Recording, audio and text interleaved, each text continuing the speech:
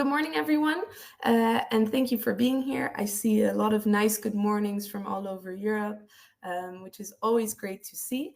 Welcome to you as attendees, but also welcome to our speakers. Let's kick it off. My name is Marleen Valkenburg, and I will moderate this session. I'm part of the data.europa EU team, and I work specifically on the communications and the data.europa Academy, so one of these being this webinar.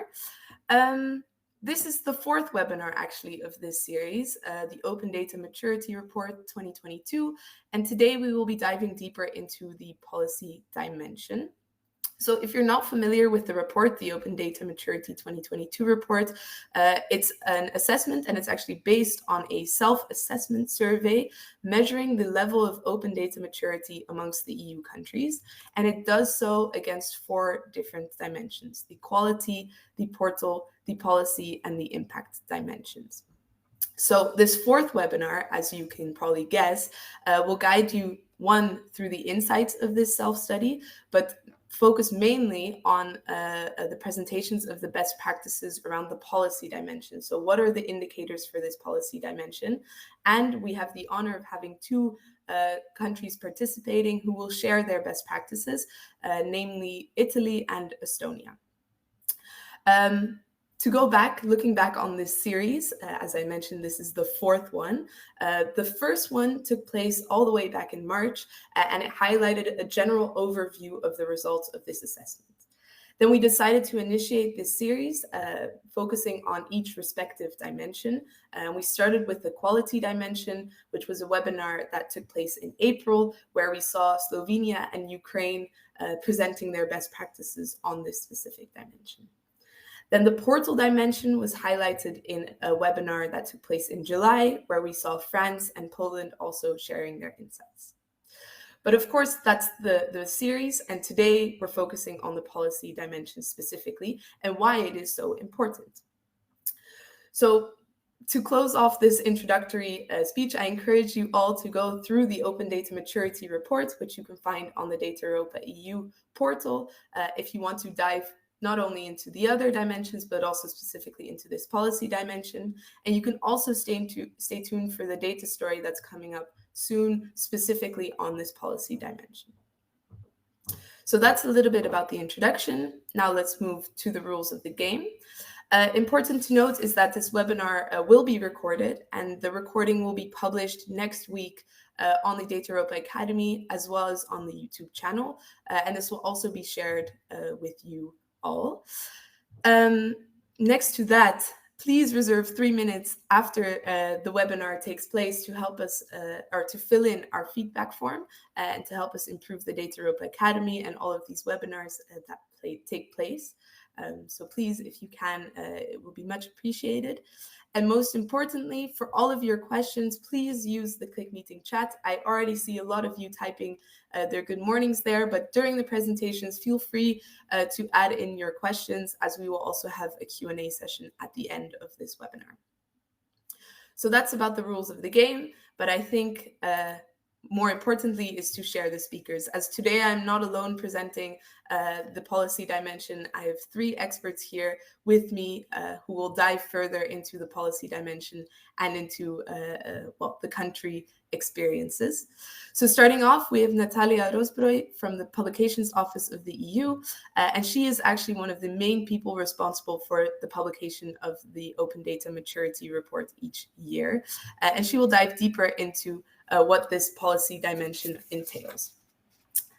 Next to that, we have Antonio Rotundo from, who is a public technical officer at the Agency for Digital Italy, so representing Italy today, in the Data and Database Management Service. He's concerned with the enhancement of public information assets through actions for supporting the public administrations aimed at fostering interoperability and the implementation of data policies defined at the European, but also at the national level. This also includes the management of the national data portals. So thank you, Antonio, also for being here. We're very happy to have you. Next to that, we have Dr. Ott Velsberg, who is the current Chief Data Officer of the Estonian government, and he has experience in coordinating data governance, and data science, including domains of artificial intelligence, open data, citizen-centric data governance, data privacy and regulation, once-only principle, and much more. He has a strong experience with innovation management, strategic thinking, data management, data science, and digital transformation. And he's leading Estonia to a trendsetter status in data governance, open data, and artificial intelligence. Next to this, he also serves as a board member for various boards, such as the Board of Statistics, the Board of Estonian Language Technology, IT Academy AI, and Machine Learning. And next to all of this, he also holds a PhD in informatics from the Umeå University. So as you can see, really great experts in the field, and really nice to have for this webinar. So I welcome all three of them. Well, most importantly then, the agenda, of course.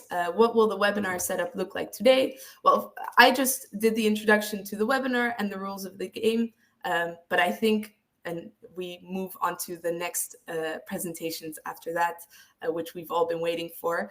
Natalia will start off giving a 20-minute deep dive into the portal dimension. Then we have a 25-minute presentation from Antonio on the open data best practices from Italy. And then this is followed by a 25-minute presentation from Ot, who will share the best practices of Estonia. At the end of all of this, we have 10 minutes Q&A where you can ask all of your questions. So already put them in the chat during the presentation. I will collect them and then ask the questions at the end. And then we finish with a recap and closing. So without further ado, I welcome Natalia to the stage, and I look forward to her presentation. Thank you. Thank you, Marlene. Good morning, everyone. My name is Natalia Rosbro. I'm working for the Publications Office of the European Union for the data.europa.eu portal. As you might know, it's a central and official point of access to datasets from the national, regional, and local public administrations, but we also publish datasets of the EU institutions. Today, I have a pleasure to introduce to you briefly Open Data Maturity Assessment Exercise, which is a tool to assess the maturity of the member states and beyond in the open data field. Let me see, yes. Now, 2022, we are going to discuss the 8th edition of the Open Data Maturity Exercise. The 9th edition is in preparation, so please stay tuned. It's coming in December this year. But open data maturity has been measured since 2015. And it's an annual benchmarking exercise, as Marlene already mentioned, resulting, in fact, in the annual Open Data Maturity Report. It is a self-assessment exercise, and the countries are asked to answer the questions. We are running a survey on 4 dimensions to assess the overall maturity of the countries in the open data field. The report is published by us, by Publications Office, responsible for management also of the data.europa.eu portal, but also by DG Connect, responsible for developing EU's overall open data policy and legislation. It's our very important partner in there.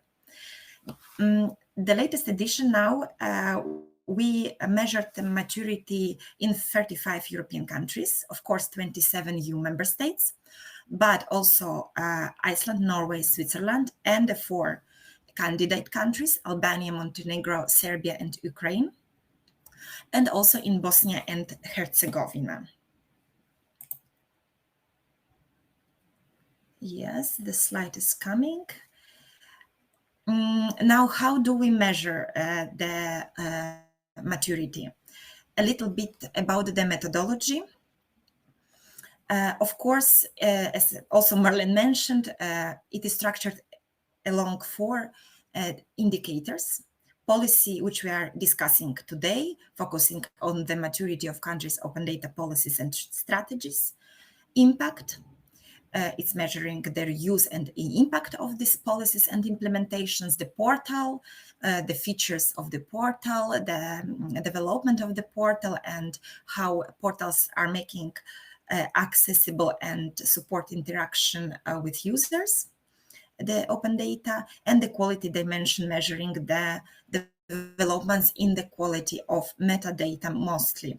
This year, 2022, we restructured a little bit methodology, revised our approach, streamlined questions to capture better national, not only national, but also local and regional level, because with the time we see that really approaches vary a lot, and sometimes we get very meaningful insights from the local and regional level. So it's interesting point to dig a little bit deeper in the assessment of the country. We make a focus this year on the high-value data sets as well, with some introductory questions to this topic. I will mention it later when we will discuss the policy. And we restructured a little bit the impact dimension.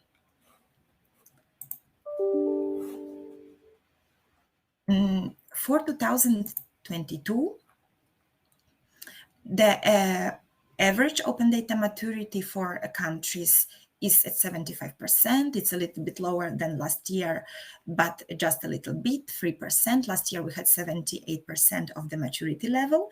Policy we are discussing now is the most mature dimension, scoring 86%. And the absolute trendsetters this year was France with 97% overall score, and Ukraine, followed by Ukraine with 96%. A little bit to how we cluster the countries. So to make comparisons possible between the countries, so that it is not only benchmarking exercise, but also a learning exercise, we cluster countries based on their open data maturity score, from beginners to followers, from followers to fast trackers, and from fast trackers to trendsetters.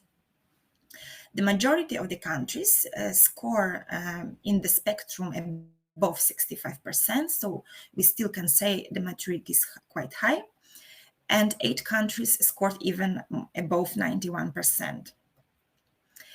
Interesting hooks for this year provided some countries. So Belgium passed from the beginners in 21 to followers this year. Czech Republic also did a great progress, from followers to fast trackers, and Italy and Cyprus also advanced from fast trackers to trendsetters. So it's interesting to keep an eye also on these countries as they show us the progress most.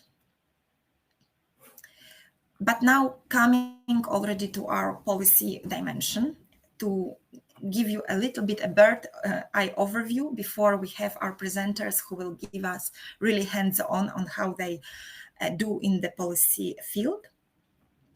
So as you for sure know, the member states countries, for the member states countries, the Open Data Directive sets the policy framework for their open data activities.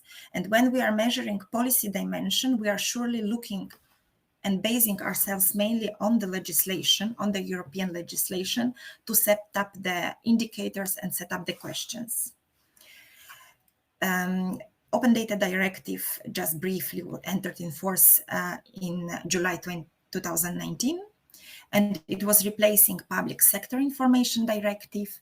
Countries had to transpose the directive by 21. And directive, important point, introduced the concept of high-value datasets. We will be talking a little bit later. More elements in the directive, which gave us the basis for the questions. Directive specifically wants to stimulate publication of dynamic data and publishing data through application programming interfaces. Also, it specifically mentions geospatial data as a very important data to promote. It mentions the limits, it limits actually exceptions for charging reusers for the data. So reusers normally can be charged for data more than marginal cost of public data resources needed for publication. And as already mentioned, it introduced the concept of high-value data sets. Very particular concept. Directive was followed by the implementing act, specifying more on the high-value datasets. Act was adopted in December 2022, and it has to be implemented by member states countries by 2024. The implementing act made 6 categories of data available for use with minimal legal and technical restrictions. These categories are statistics, geospatial category, environment, mobility, companies registers. And the particularity of high-value datasets is not only that the datasets in these categories have to be made available, but annexed to the implementing regulation specifies exactly what datasets have to be made available and under what conditions. Just to mention a couple of conditions, so datasets have to be made available via application programming interfaces APIs in reusable formats, accompanied by extensive documentation, with extensive metadata, and published under, ideally, CC BY 4.0 license or something alike, allowing for commercial and non-commercial reuse of these datasets free of charge. So this is our framework for the policy dimension, which we are going to discuss now. Coming to the report and the dimension itself. So the policy dimension assesses maturity of national open data policies based on several criteria, and these criteria are grouped in 3 main indicators. First indicator is policy framework. So it is about policies, strategies, action plans from national, regional, or local perspective. The indicator evaluates measures in place to support access to and discovery of specific types of data, what we were now discussing for the European legislation. So it's real-time data, geospatial data, and also we are asking questions about citizen-generated data as an important also data source. Also, we are looking in this policy framework if there are incentives to promote the reuse of open data. Second indicator, governance of open data, evaluates structures in place for the publication of open data by public sector bodies, if the roles are divided for open data officers, and how in general the communication between different actors looks like. And finally, open data implementation is all about having the action plans for implementation, but also monitoring mechanisms and some learning and upskilling exercises. For 2022, the policy dimension, as we said, is the most mature dimension of open data maturity exercise with the score of 86%. The average score for U27 has increased since policy dimensions was introduced in 2018. So before we were also measuring the policy perspective, but with different approach, with different questions, and it has been changed in 2018. I think that's why we see a little bit also a drop in 2019. Every time the methodology change occurs, there are changes in the scoring. But then the dimension stayed really stable. So policy is a mature aspect for the open data. It is between 85 and 87% for 2020-2022. 18 countries, member states scored above average, and Cyprus, Spain, Ireland, Poland, Italy, France, Slovenia, and Estonia scored above 95%. Ukraine, it's interesting fact, scored 100%. So congratulations to Ukraine.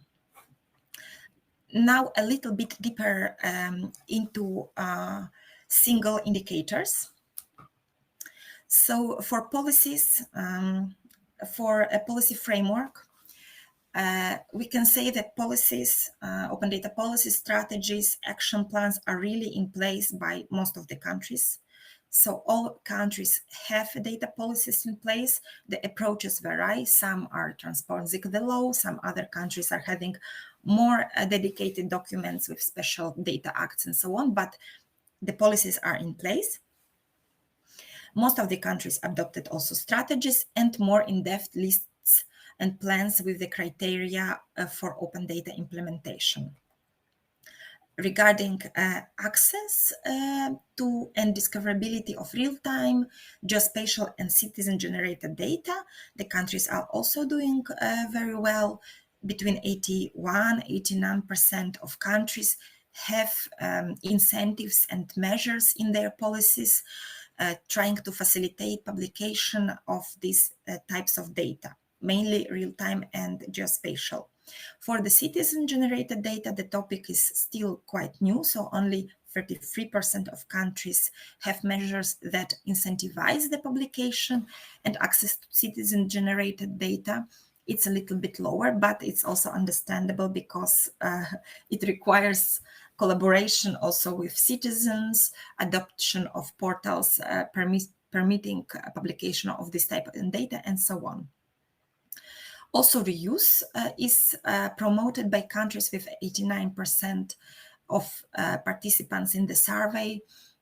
They outline measures to support the use of open data, and this use is supported for public and for private sector. High-value datasets, most of the countries are looking at the high-value datasets now even more because the implementation is really ongoing, but already for 2022, 96%, so almost everybody is really working on establishing lists of datasets. So it's a good sign. And this year, we also introduced in our methodology more deeper dive into if the countries are aligning their open data policies with European Commission priorities. And indeed, most of the countries align with one or more priorities in their open data policies. Of course, the major alignment happens in the Europe Fit for the Digital Age, because we are talking here about the digital structure, but also other categories are aligned. Let us go to governance of open data. Results show as well that all member states have a governance structure in place to enable participation, inclusion of various stakeholders in the open data fields, and also allowing for interactions, meetings, discussions, and alignments. The countries are also doing quite well in establishing the data roles and networks.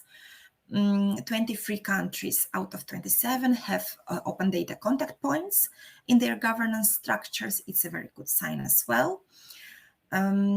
Many countries are describing the roles, describing their governance structures, and publishing these documents. So between 70-78% have these documents online, where the users and public can see the structure, the roles, and the responsibilities.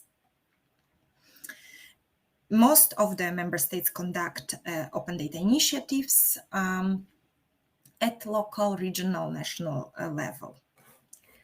And finally, the implementation.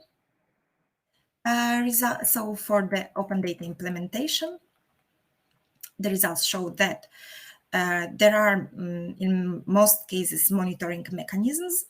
There are also, in the most cases, data publishing plans. So it is set up. Then 78% of the countries try to monitor that the actions are implemented. However, only 56% stated that status of implementation is satisfactory. For 37%, it's neutral. And for 7% of participants, it's unsatisfactory. So there is a little bit of a gap between setting up the policy and really implementing it in practice. There are various activities run by countries to support the publication process with a view on real-time data we discussed already, and geospatial data. Also here, the monitoring of implementation of citizen-generated data is a bit lower compared to real-time and geospatial, but it is understandable as it is a new field.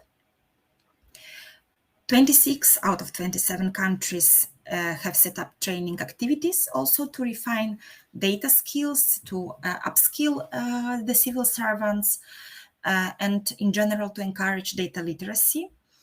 And curiosity to finish is that Over half of EU member states organize more than 9 events per year: hackathons, datathons, other events. So for me, it is a brief introduction. It's really bird view. I am also looking forward to see the presentations of the countries. Marlene, floor to you. Thank you very much for, for indeed this deep dive into the policy dimension. And I see some questions also already coming in. So please also take, if you want to take some time to already answer them, or we save them for the Q&A. But as you said very nicely, I also look forward to the presentations from the countries. So I would like to pass the floor to Antonio to share the best practices from Italy. Please, Antonio. Thank you very much, Marlene. Can you hear me? Yes, we can. Okay, thank you. Good morning, everybody. As per introduction by Marlene, I'm Antonio Rotundo from the Agency for Digital Italy. And with this presentation, I provide you with an overview of the practices in Italy related to the policy dimension. In Italy, it exists a set of general normative and technical provisions that constitutes the reference regulatory framework also for open data policies and strategies. The main element of this framework at the center of this framework, there is the Digital Administration Code, that is a single text that brings together and organizes rules concerning the digital transformation of public administrations in its relations with citizens and businesses. In the slide, you can see the main topics addressed by the Digital Administration Code in the field of data, as some articles of this code concern data access, sharing and reuse, including open data. Another article concerns spatial data, another one national data platform and the linked API catalog, and another one define a list of base registers that could be extended by AGID, my organization. The code also includes the provisions for the 3-year plan for ICT in public administration, and for the procedure for the define binding technical guidelines for defining indeed the technical rules, both 3-year plan and binding technical guidelines are used also for open data policies, as we can see afterwards. This is the slide that summarizes the specific normative context for open data in Italy. The slide before was a general context. This is the specific context for open data. The transposition of the Open Data Directive was made by a legislative decree at the end of 2021.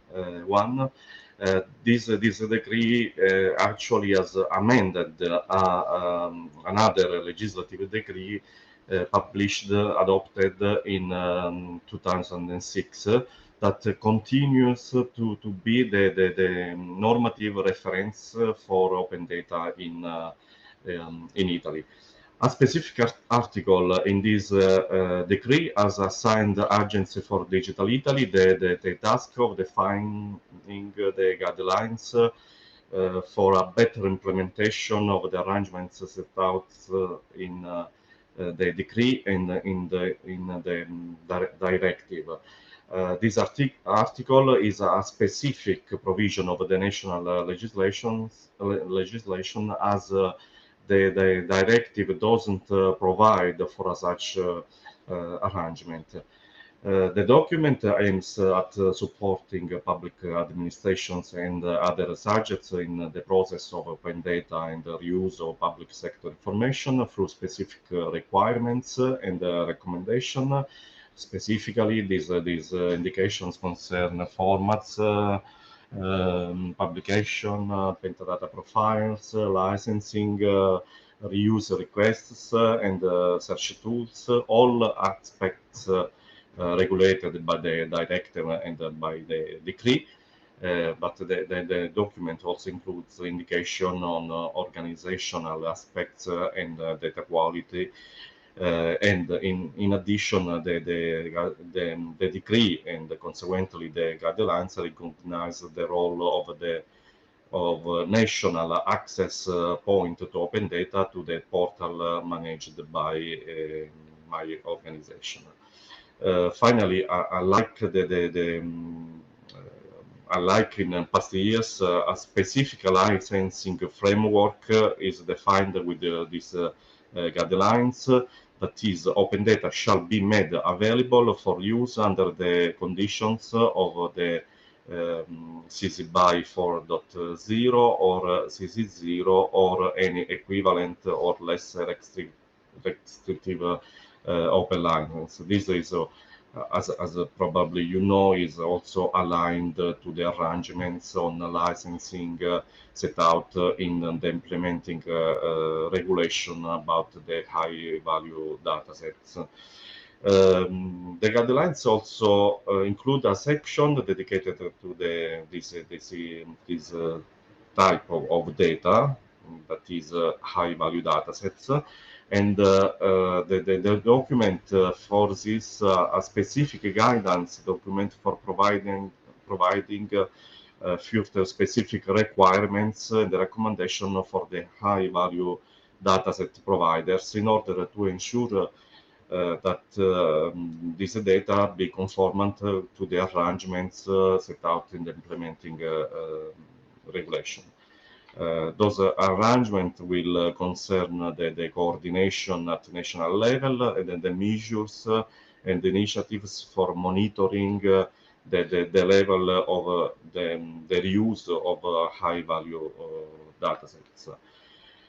This guidance document is also included as a specific action in the 3-year plan for ICT and is in process of being drafted.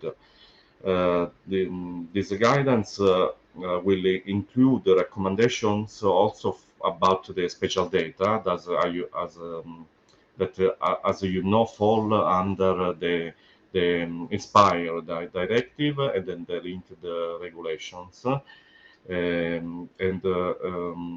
Agile organization indeed is also in change of implementing the Inspire directive by managing the other portal related to special data and by contributing to definition of the national domain interoperability framework. In some cases, the Italian policies anticipated the European provisions. The slide did shows an example. A few months ago, we made a comparison between some provisions defined in the regulation about the high-value dataset and an Italian decree establishing established in 2011 for defining the technical rules about the geotopographic database. It was impressive to note that several provisions of the included in the regulation about high-value datasets were already included in the decree adopted in 2011, as shown in the slide. The importance of data is strongly highlighted also in the 3-year plan for ICT, where one of the guiding principle is that the public data is a common good, that is a very important asset for the the development of Italy, as highlighted, as you know, also in the Open Data Directive. This 3 year plan include a specific section dedicated to open data with the specific objectives and expected results to be achieved and specific actions to be implemented. This 3 year plan, this section could be considered as a sort of action plan for open data. Specifically, the fifth objective concerns data sharing among public administrations and reuse by citizens and businesses. The second objective concerns the quality of data and metadata. And the third objective is related to enhancement of public information asset. Each of these objectives is includes some expected results, and related to that, to this, there are specific annual targets defined in the plan, and there is a step of an activity of on monitoring to measure if the measure the results achieved with the reference to what the 3 year plan was defined. Linked to that, there are also some monitoring mechanisms to measure the implementation of the policies and of the action plan defined by the 3 year plan. I explained in the previous slide. The Digital Administration Code also assigns AGID, my organization, the task of monitoring the implementation of the activities carried out by the public administrations, and assessing the results achieved with respect to the objective of the 3 year plans of ICT in the public administration. That monitoring, specifically the results for open data, are published in the open data portal, and where the measure of the expected results for open data in the 3 year plan were continuously monitored, as you can see in the slide. In the same page, in the open data portal, the measure about the quality of metadata published in the portal are documented on the basis of a weekly frequency. To this purpose, some indicators have been identified in relation to which targeted and joint interventions are carried out with the individual administrations to improve the information available on the portal. Those indicators concern the right formats used for open data and the proper license applied. In addition, another monitoring mechanism is the monitoring activity linked to the digital transformation enhancement. Through this monitoring, the increasing of open data sets on the national portal is documented. The monitoring takes place through a specific dashboard dedicated to the digital transformation enhancement. This dashboard shows the state of the art of some projects of the digital growth plan coordinated by AGID. The dashboard publishes also the increase of the number of administrations that publish open data. It is also possible to see the distribution of the published dataset throughout the DKTP teams and the type of administration, national, regional, and local. I said that we have defined the national open data guidelines following the requirement defined in the national decree, the open data, the national open data decree. These guidelines recommend a process to ensure that the data are produced and published and made available in with quality level. This process is also based on a similar process proposed in the data quality guidelines published by the Publications Office of the European Commission. In Italy, the responsibilities are distributed among several public administrations. We have more than 8,000 municipalities, 20 regions, many central administration, and each of one have specific tasks also in the field of data and open data. The guidelines I mentioned provides inter alia recommendations on roles and responsibilities for the open data process. The organizational autonomy of the activities of each administration doesn't allow a common model to be defined for managing the process of opening up data and implementing the indication defined in the guidelines.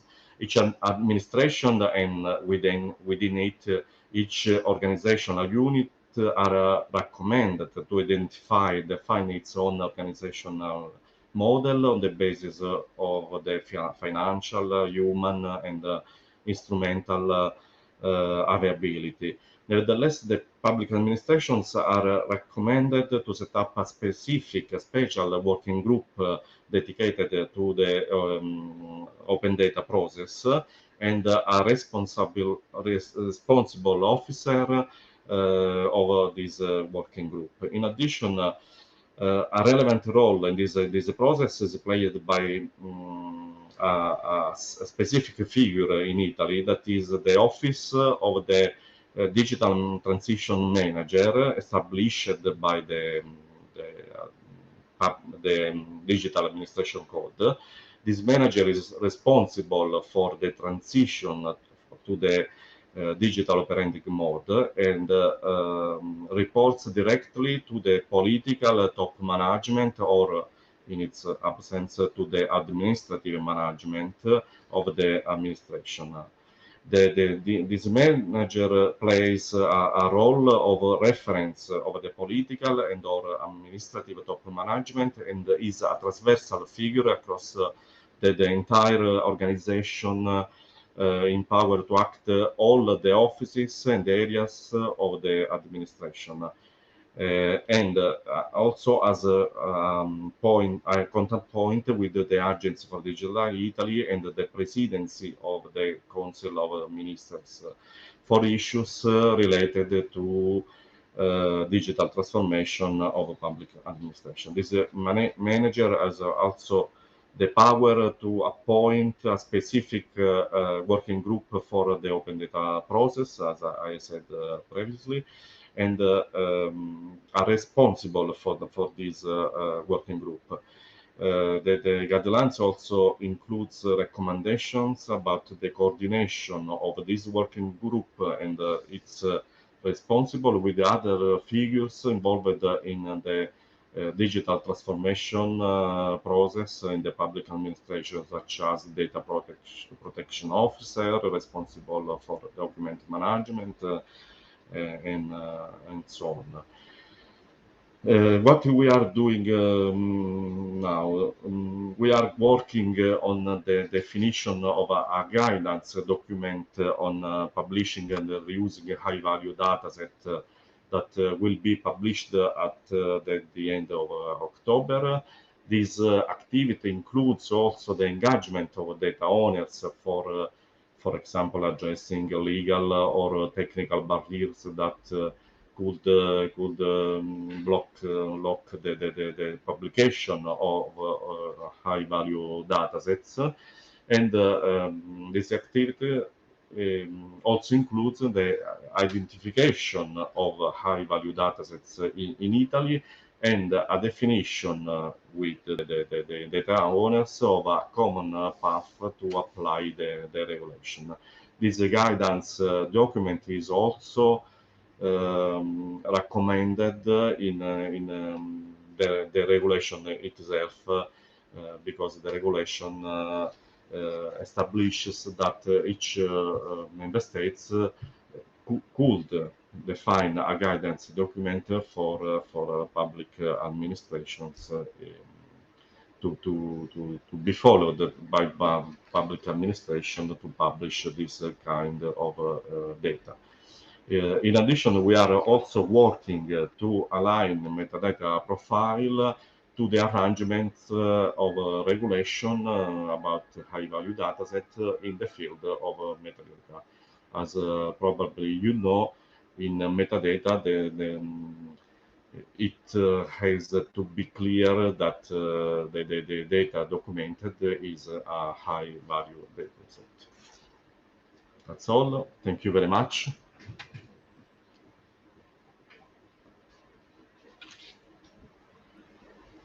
Thank you, Antonio, for the super interesting presentation. And I especially like to see how Italy had actually already established this decree that was so in alignment with Yeah. new legislation. I think this was a really nice addition and great to see, of course. So thank you very much for the presentation. And I already saw some questions coming in, and we'll save those for the Q&A at the end. But if you want, you can already start thinking about some of the answers. And in addition to that, I would like to remind everyone to please put in your questions in the chat, and we will answer them at the end. But without further ado, I would like to welcome our next speaker, Ott, who will be sharing the best practices of Estonia. So please take it away. Thank you. So as introduced, my name is Ott Welsberg, and I've been serving as the Government Chief Data Officer since 2018. And today I'm going to share a little bit about our journey when it comes to open data, what it actually took for us to make a change or a transformation when it came to open data within Estonia. So before I jump forward, for most, it could be a surprise that Estonia was actually one of the last countries in Europe when it came to open data. Back in 2018, there wasn't much done when it came to open data. So it took a lot of effort to make that transformation actually possible.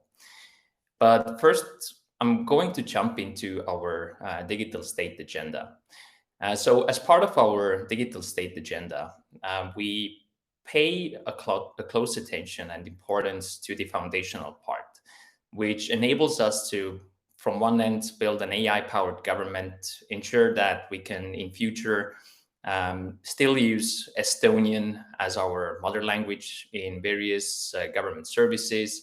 At the same time, be transparent, be human-centric, make services more proactive, personalized, and open innovation and development of the GovTech community. This is very strongly surrounding open data and publication of data by the government. And at the same time, the second important part is data-driven governance and reuse of data.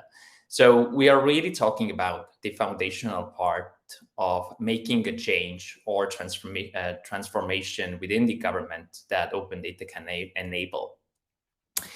And there are a couple of principles that you need to keep in mind, and these are all extremely relevant when it comes to open data. So first of all, we protect people's basic rights. We cherish Estonian culture and language. You will soon hear a little bit more, but from a policy perspective, tying open data to more higher principles that the country is working on is, in my opinion, a critical aspect. So without open data, there wouldn't be any major developments when it comes to Estonian language technology. As a result, in upcoming decades, we wouldn't be able to still operate in Estonian. And it has played a key role, as I will soon show. Similarly, maintain trustworthiness, being transparent about what the government is actually doing, but at the same time, extending this transparency across the society. But of course, in the end, one of our key aspects in building this digital government is building it together. And this means that from one end, we need to enable that all the other stakeholders can actually utilize and access government health data. But at the same time, it also is about open development, being open source. So it is one of the foundational pillars that everything that we do, we need to be transparent. We need to be open. We need to involve and collaborate. And as a result, we can be innovative. So an important part is really about measuring the impact of the open data, but also on a larger scale, the data market. It doesn't come to surprise no one that the European Union data economy is expected to be at least 829 billion by the year 25. Estonia, at its current figure, is expected to have the highest data economy in Europe, roughly 10.5% of GDP. But for us, this created a question. Although it is argued that we have the highest data economy in Europe, then how and what areas actually form that? If we invest in open data, in reuse of data, in digitalization, which are the major areas that we should actually direct our investments in? Where do we get the highest output? As a result, we are right now working on a data economy methodology to have a more thorough understanding of where should we direct our investments, what should be the activities be. So having really kind of an impact and understanding on a wider scale. And this is oftentimes a problem I see not only in Estonia, but in various other countries. Open data by default means that everyone can use the data. As a result, oftentimes the understanding on what are the stakeholders utilize open data is very difficult to track, understand, and as a result, the impact itself as well. So having a higher overview of what is the kind of impact on the economy could really help to direct the investments itself as well. But moving to the practical side. So from a policy perspective, the critical part you see in the middle is the standardized rules and guidelines. It also involves policy and regulation that we work on. But this is in the end implemented through awareness, competencies, support that we provide, also the different core tools, technologies that we provide to different stakeholders as well. And as a horizontal layer, we also need to address everything related to data governance, from collection to management to actually publishing, making sure that the data can be accessible. So here we work together with Statistics Estonia to support the various government agencies. Statistics Estonia for us is the implementing agency, while we are in charge of the policy and support. And regarding open data, we are supporting from the ministry side a lot of different agencies. And here's a kind of a wider picture. So from a policy perspective, the Ministry of Economic Affairs and Communications is responsible. We have a National Data Governance Board, which serves as a kind of a multi-stakeholder approval committee in a sense, whereby every major decisions regarding extending our metadata standard, different guidelines, national strategy, action plans, we consult and request approval. Then we have the different agencies. Statistics Estonia, which I mentioned, is supporting agencies regarding data management. Then we have Estonian Language Institute, who is working on Estonian language and Estonian language technology, Estonian language related data, National Archive, Estonian Lang Board, everything related to spatial data, and State Information System Authority, who is responsible for core components and tools. And the implementation itself, in the end, is through various ministries, agencies, and their data offices and other units. So some of the important aspects. In this group, most are familiar, but related to the Open Data Directive, we took many of the things over while extending it further. So for instance, when it comes to data descriptions, data quality process, we have mandated that there needs to be a data quality process. Similarly, that our national metadata standard, which relies on TCAT application profile, is being used. But we have made an extension from Estonian perspective. Similarly, user needs need to be taken into account, and you need to understand what are the stakeholder needs, how the data that you have published is being used.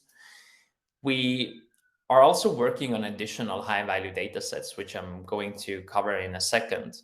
But from our perspective, the High-Value Dataset Implementing Act was really a positive thing that happened. It enabled to make publicly available, for instance, business registry. And it took only a couple of months to do that, also secure funding to do that.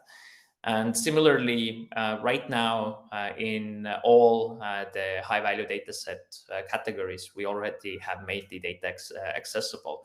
So it has had a really strong and important impact. Similarly, it is mandated that all machine-readable data must be accessible via Estonian Open Data Portal, but we are moving towards Estonian Data Portal, whereby all government health data should be accessible and the different means to access. So it is not only from a data economy system perspective, open data, but also in our case, X-road data services, sharing data via consent, using data scientist environment, synthetic data, and so on.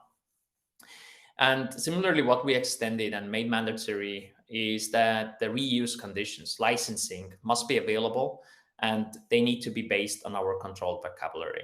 So we are only using standard licensing. One of the reasons was the third party or external stakeholder input that if we don't provide licensing, then in the end, there is uncertainty on how and based on what terms they can actually use the data. And right now in Estonia, we don't have any exclusive agreements. So everyone knows the 6 categories, but we are working on additional categories as well. The closest is language data. We see that without kind of making obligations towards that all language data generated by the government should be accessible, it is more and more difficult to ensure that Estonian language technologies on the same level as, for instance, ChatGPT and other private sector provided solutions. But at the same time, from an Estonian perspective, our market is quite small. So oftentimes we need to invest in language technology ourselves. And open data here provides us a lot more opportunities to work with external stakeholders. Similarly, we made it mandatory that all government decisions and the analytics and data behind it must be made available as well. So this happened this year. And we are right now working on identifying what are the requirements and additional categories. But on the screen, you can see some of the categories that are right now high on the agenda. So I mentioned language technology. Here are just some of the reusable core components that open data itself has enabled to develop, from speech synthesis to translation tools to grammatical corrector that we are right now working on. As a result, in various government action plans, there is a specific mention to the role of open data, and this is similarly to the case to our Estonian language action plan. In order to enable organizations to catalog, manage their data, we have developed a data catalog tool.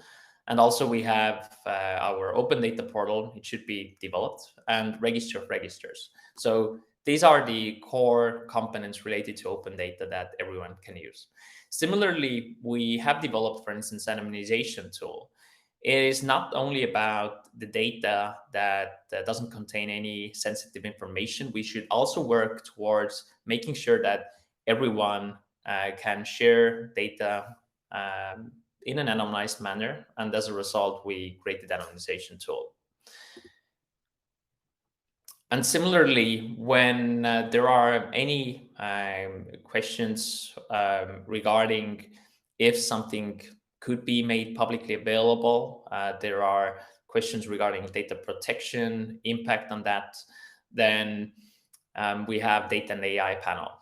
We also made it mandatory that in every government funded or government funded project, open data should be made publicly available, similarly to carrying out privacy impact assessment and so on. So every new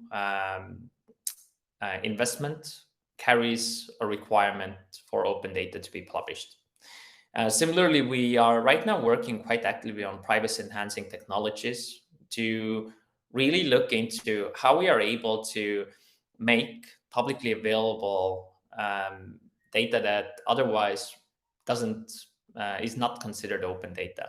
So here is one of the pilot projects that we carried out last year, and this relates to our vehicle registry. So we generated a synthetic data set, and as you can see, it had a really similar statistical similarity to correlation. But now moving forward to the skills and competencies. I've said it multiple times, you can never do enough. So today, one of the major things is a data expert network, where we have both regular webinars, best practice exchange to the similar one we are having here. In October, we are going to have our largest open data event, Open Data Forum, which is a yearly meetup of both government, private sector, NGOs, and everyone else. Open data also has enabled us to experiment and test out new things. For instance, carrying out competitions in Gaggle. So government or public agencies have a problem they want to solve. Open data enables everyone to contribute and find a solution. Similarly, we have various e-courses on open data, on data governance, and so on. And an interesting part is that while during the COVID, it was really about virtual attendance, then people really love to come in person. So, and this is from a networking perspective, extremely important. I mentioned earlier as well that we are providing hands-on support related to data management, including description, quality, data publishing. Also related to, we facilitate access to academia and private sector. So every year we collect different research topics. And we have seen that from the academia perspective, there is a huge interest to tackle the different policy, but also practical questions and problems that organizations today have. And in order to really guide and support the different data publishers, we have various different frameworks, from data quality management framework, data description guidelines, data value assessment framework, which is to be developed. And these are really developed in a community-based way, so involving all the different ministries and agencies while doing that. And here are some of the most important tools that I briefly mentioned previously as well. So first of all, our agency data catalog tool, which helps everyone to maintain an overview of data sets, also automate integration of data descriptions, similarly manage semantic assets, maintain reuse options, restrictions, and so on. So this is really directed towards government agencies. And then we have the National Data Portal, which today is still our open data portal. So we publish the data set descriptions. In Estonia, it is not mandatory that in our Estonian National Open Data Portal you can access, but you need to find the different assets. Similarly, you need to publish information on reuse, and it is also possible to request restricted data. So in some circumstances where the data itself is open data, but has a limitation, for instance, on non-commercial use only, some of the data publishers, mostly from the academia, have put into a requirement that you need to describe how you're going to utilize the data. This oftentimes involves language-related data. So, for instance, audio of someone's voice that could be actually used in a really bad way, or you don't want to find that your voice is the next head for, I don't know, an audiobook. So there are some restrictions sometimes, and most often from the academia perspective. And similarly, we are providing all of the guidance support regarding how data should be published, how to choose a licensing, how to do data inventory mapping, and so on. How do we know if we succeed and move in the right direction? Every year we carry out a data maturity assessment across the government to understand what are the competencies, what are the roles, what is the governance, operations regarding organizations, whether organizations map the requirements of data reusers. So regular data audits for us is really a tool to push the field forward. In Estonia, people love to compare to each other. So last year, we brought out that in some agencies, the situation is really bad. As a result, there was a huge change in the way that organizations approached us, how we can improve, what are the next steps that we need to take. So regular data audits, similarly to how European Commission is carrying out the data maturity assessment or OECD as part of their Our Data Index, it is a really valuable input both from the government perspective, but also the other agencies that are involved in on the operational side, what they need to do to improve the situation. And right now we are preparing to develop also a public data health dashboard to give an overview of how the field itself is actually doing, what are the things that we need to work on from a government perspective, and what are the things we need to pay more attention to. So some of the lessons that we have learned. First of all, consult and provide practical support. Consult private sector, academia, also colleagues from the public sector. There is always something you can learn. And similarly, understanding that different stakeholders have different requirements and needs. You can have the best policy, but without practical implementation, nothing will in the end happen. So education and upskilling are critical from our perspective. When it comes to data publication, take a demand-driven approach. Where there is the highest requirement, if there's a need, implement additional high-value data sets. So prioritize your investments depending on the demand, and set and use global standards. We are not using any locally developed standards. We are adapting global standards. So this is a recommendation for everyone to do. And define a clear ownership. And just to give you an example, in our open data portal, we used to have that the responsibility was an agency or a ministry. Without clearly outlining who is that responsible person, you don't have any responsibility at all.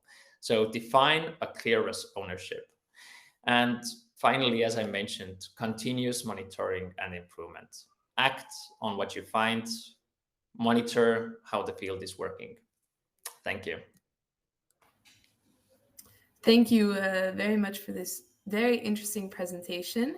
I especially liked hearing, and you mentioned it at the very beginning, how open data provides so many opportunities for Estonia and continues to do so. You mentioned, of course, these annual events, but also trainings, webinars related to improving skills, which is always great to hear. And again, ties in very nicely with our webinar and our webinars and our specifically this webinar series. So thank you for that. Then I would like to ask Antonia and Natalia to join Ott and I on the floor again, so that we can start the Q&A session. Thank you, Antonio. And well, we saw a lot of different questions coming in, and I've gathered them, and I suggest we just get started. So maybe a question to both Ott and Antonio. How do Italy and Estonia incentivize their governments on the local and regional level to open their data? Antonio, maybe would you like to start? Yes. My organization, but also the other central organization involved in the defining the policies on open data, such as the digital transformation department of the presidency, support public administration at every level, from national to regional to local, both through providing some specific tools. For example, in the Open Data Portal, we provide tools such as validator, an editor for metadata, and other tools in order to enable all the public administration, mainly the local administration, to publish their open data and document it in Open Data Portal. But in addition, both 3-year plan on AS18 public administration and guidelines recommend to apply the subsidiarity principle for the higher level administration. This is applied in many regions. For example, Puglia region has promoted many initiatives addressed to the municipalities to open to publish their data as open data. And also, in addition, also to implement the guidelines and the high-value dataset regulation, we are working to implement additional tools to make easier public administration to publish their data. I add, if I can add another thing, In the context of the activities of the implementation of the national data platform that includes an API catalog and that is implemented in the context of the resilience plan, next generation EU plan, in national plan. There is some funding addressed, dedicated to municipalities to publish their APIs in the national catalog. Many of these APIs is required to be dedicated to open data, not only to data shared only between public administrations. Yeah, thank you so much for that answer, Antonio. And maybe then the same question to you, Alt. How does Estonia incentivize on a local and regional level to open data? So we're actually addressing the support from one end, the technical side, but also training and so on.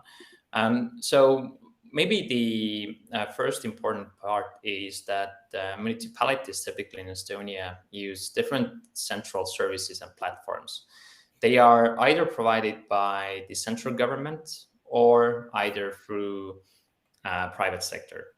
So in both cases, we are from one end supporting digitalization of data that they are able to actually use the government-wide registries and systems itself. And from a government private sector perspective, we are also making investments into what we call harvesters. Making it possible that there are interfaces and possible to actually access the data within those private sector provided platforms. So these are kind of one of the two technical investments and support that we do provide. So just to give you an example, everything related to planning, for instance, while in larger municipalities the situation is very good, then in smaller municipalities oftentimes they didn't have funding. And to our surprise as well, there was a huge interest by municipalities to actually tap into that resource and support that we provided. Similarly to geological data and so on. So really supporting when it comes to digitalization, interfaces, publication of data. That's one thing.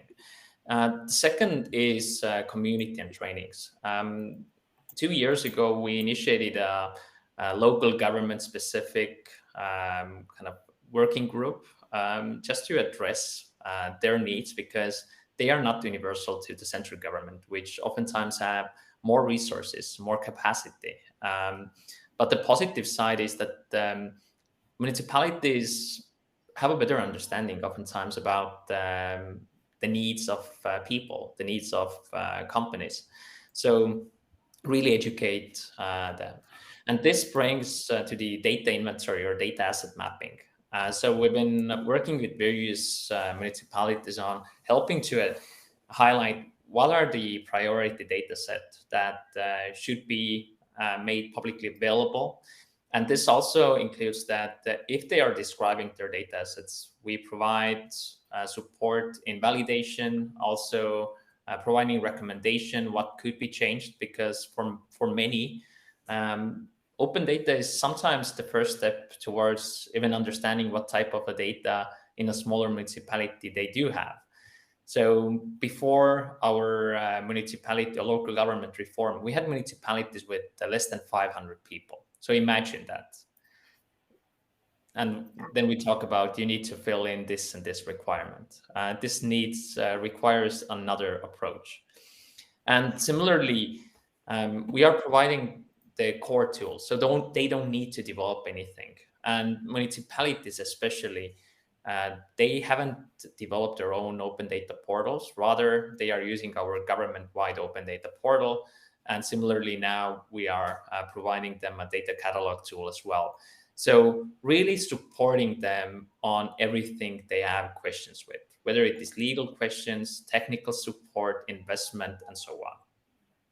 Yeah, Thank you. yeah, great to hear this collaboration, and I think indeed a clear best practice as well for all the other countries. So thank you for that answer. Maybe moving to the next question then, a question from the chat that was directed to Antonio. How did the introduction of the figure of the digital transition manager improve the implementation of the policies at a more regional and local level? Yes, the digital transition manager is not just one for Italy, but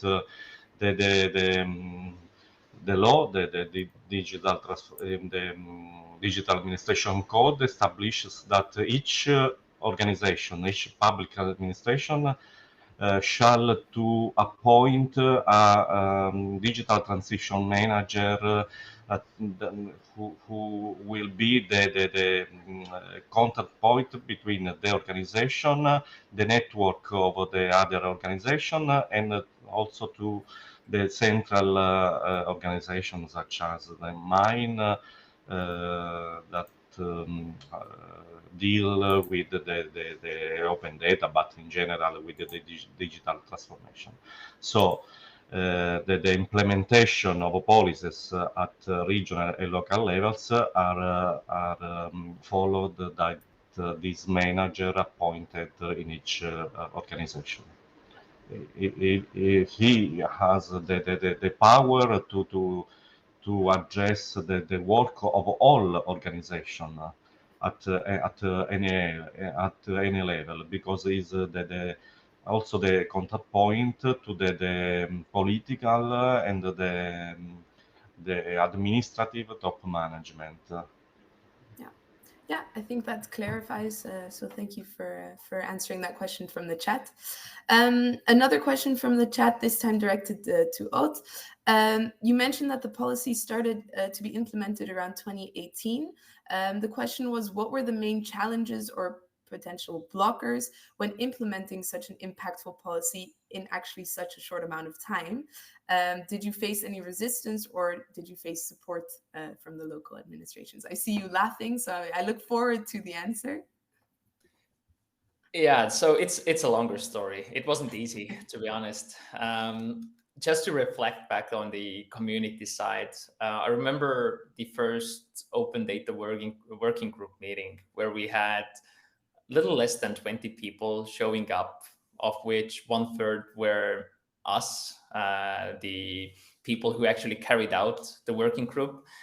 So one of the early things that we did was we involved our NGO, Open Estonian Knowledge. So we partnered with the NGOs when it came to open data.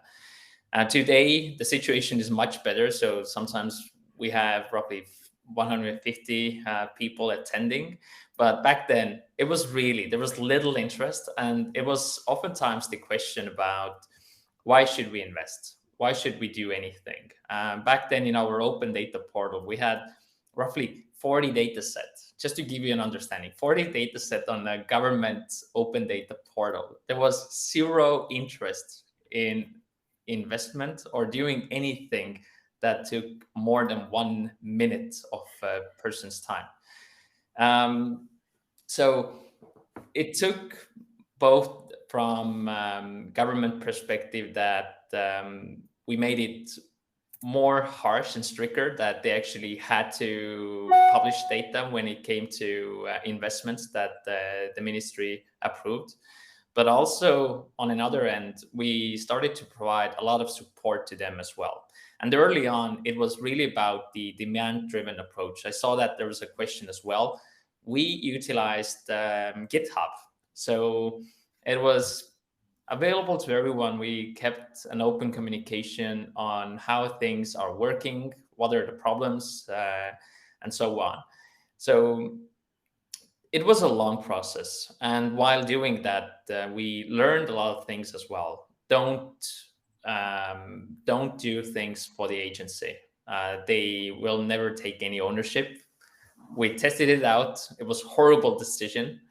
So it's a longer discussion about the early days. in the end, roughly 7 months afterwards, we did another process whereby we went through all of the what the agencies had promised us. And as part of the government budgetary process, we basically asked, have you done those? If not, we are not going to go forward with the government budget process. So in some circumstances, we went to the knives, basically. Yeah. Well, really, thank you for clarifying that, and also interesting to hear, maybe in a nutshell now, what it was like. I can imagine it is a much longer story. So, well, thank you for answering that question, and yeah, well, interesting to hear. Also, looking at the time, I had one more question, and I wanted to end this Q&A maybe with a positive future outlook. So if both of you in one sentence, very briefly, could describe what can still be improved by both Italy and Estonia on the policy dimension. Maybe Antonio, you want to start very briefly, what improvements can still be made? Yes, then as I said, the responsibilities in Italy are distributed among many public administration. This can generate also criticalities, for example, to overlapping roles and so on. So we maybe should improve the governance model to overcome those criticalities due to the distribution of responsibilities among many public administrations. And in addition, the national policies are, as we saw, are aligned with the European policies, but in some cases the execution incurs delay. So we should improve the step of the execution of the policies defined at the national level. Great, thank you for that. Ott, would you like to briefly describe the improvements? Yes, so I see that we need to have a stronger focus on data reusers, the impact. So we need to shift from the number of data sets or data publishers to having actual societal impact. And considering the goals of open government partnership and so on, we need to have a meaningful impact on the economy. So this is definitely something that from a data monetization impact perspective, we need to do another jump forward. Great to hear. Thank you. Well, we're approaching the end of this session, so I want to thank all three of you speakers for sharing your insights. I, for one, learned a lot. I hope the people in the audience did as well. Before closing today's session, I would like to remind everyone about our upcoming activities. We have a few more webinars coming up in the month of October. We have the third Data Spaces webinar, Discovering the Building Blocks. We have a workshop on how to use open data for your research. And we have the final webinar in the series on Open Data Maturity 2022, where we dive deeper into the impact dimension. So I think all three webinars very interesting to attend. Then if you could please fill in our user survey. We're looking for further feedback on the portal.